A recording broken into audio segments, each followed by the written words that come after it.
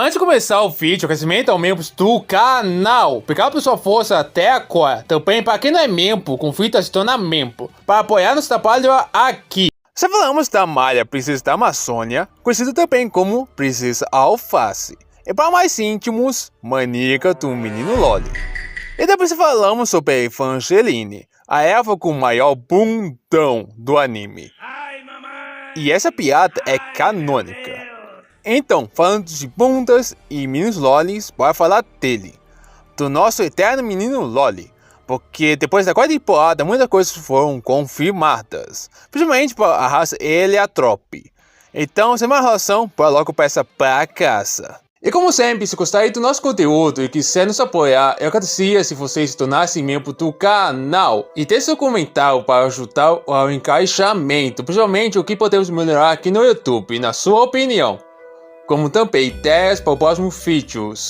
Meu Sanskra, tenho muita coisa para falar aqui. E com os meus like fãs, meu nome é Kunai, você já sabe, fã que é fã, deixa o like no início do vídeo. E além de deixar o like, me siga no meu Instagram oficial e no nosso Facebook oficial. Uhul! Que está aparecendo aí na tela e é quem aparece na descrição. E com isso, convido você que não é inscrito a se inscrever e ativar as notificações para não perder o próximo vídeo e as novidades. Oferecimento, nosso canal de gameplay, canal Katana, primeiro link na descrição.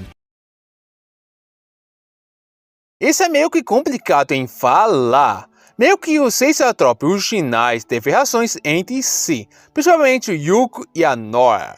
Eles já tiveram filhos, no velho mundo dos Helianthropes. E na quarta temporada, Rakifu foi meio que engraçado ver todo o pessoal reunido. Yuko junto com sua primeira esposa, Nora. E ao mesmo tempo, tanto em cima da Amália, sua atual esposa. Ai, que complicado. Ainda bem que o único que se lembra de tudo é o Kyuubi, porque a situação podia acabar bem mais feia e complicada. Esses 3 filhos do Yuko que conseguiram superar o seu pai, eles são Deus Rei, Despia e Roppo. Esses 3 são literalmente filhos perfeitos, que conseguiram superar seu pai. Só para ter ideia, Deus Rei foi o único que lutou na Guerra Cosmic, na luta entre os deuses primordiais e demônios Chuchus. Nisso, Deus Rei literalmente criou regras e estabeleceu uma monarquia entre os deuses, e até lutou contra os demônios. Porém, Deus Rei ele sumiu quando ele utilizou o Heliacubo e os Tofos Helianthropes, fazendo sua energia vital desaparecer. Tudo porque ele mudou um pouco da essência do Rakifu do Yuko. Despia, a única que conseguia usar Stud livremente. Ela também foi a criadora da dimensão dos esquecidos.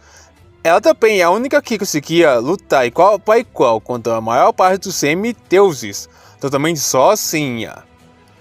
E finalmente, Roppo, ele literalmente mudou a linha do tempo do seu pai, fazendo que a linha do tempo que ele está vivendo seja uma linha do tempo secundária. Com a aparição de viajantes do tempo, o Crash, guerras e fios mundiais, cada clímax e a falta de Rakifu, que seria a essência da vida. Tudo para destruir seu pai e os deuses primordiais. Enquanto ele é literalmente um menino Loli, ele é bem mais impulsivo. Mas depois que ele ficou no tamanho adulto, ele ficou passivo em várias ações, principalmente na sua vida sexual com a Amália. No mangá Rakifu e a Cante Onda, olha a onda, mostra que a Amália tinha que estar sempre ter a iniciativa para ter alguma relação íntima com Yuko. E algo que foi removido do mangá é um desejo estranho do Yuko ser dominado. E ainda bem que eles removeram isso, senão Rakifu Sasa ia se transformar em um rentão. Kama ia finalizar Rakifu de toda forma, mas eles queriam economizar o máximo de dinheiro possível para isso. Por isso que eles conseguiram 2 contratos de apoio, a ATM e a Oko. Com isso, aquele Yuko na quarta temporada, depressivo, com um tom mais sério, com uma postura bem mais dark, ele foi mudado, para que conseguisse ter uma continuação futuramente. É uma aposta arriscada? É, mas ainda bem que vamos ter Rakifu aqui temporada lá em 2026. Para os filhos do Yuko, que vai estar junto da Elili mais pra frente. Possivelmente, Yuko não vai conseguir ter um final feliz por completo. Sempre que conseguir alcançar um pouco de felicidade, alguma desgraça acontece. Seja um geló, um desejo de ter uma família, ou um problema do seu passado, um dos seus irmãos dragões e heliotropes. Yuko nunca vai ter um momento de paz, porque no momento que Yuko nasceu, ele foi abençoado com um espírito de aventura. Mas só no seu estágio inicial, porque Yuko ele é um guardião do seu povo. Mesmo que entre ter novas experiências, ele nunca vai conseguir ter momentos de paz, porque ele vai ter que cuidar de uma nação inteira e responsabilidade de outros caindo no seu ombro. Bem, muito obrigado por chegar no final do vídeo. Aqui quem vos fala é a Kunai. Até a próxima. Falou!